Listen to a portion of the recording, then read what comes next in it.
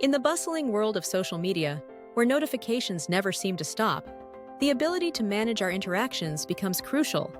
Instagram, one of the most popular platforms, offers a feature that many users find invaluable: the ability to unread messages.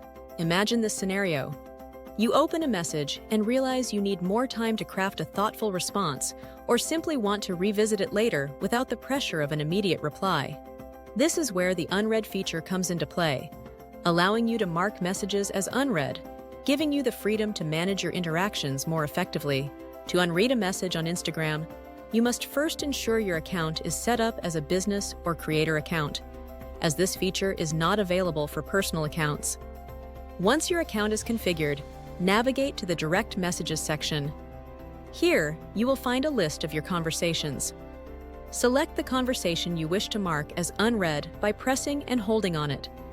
A menu will appear, offering various options, including the ability to mark the message as unread. Tap this option, and voila! The message is marked as unread, allowing you to return to it at your convenience. This feature is particularly useful for those who receive a high volume of messages and need to prioritize their responses.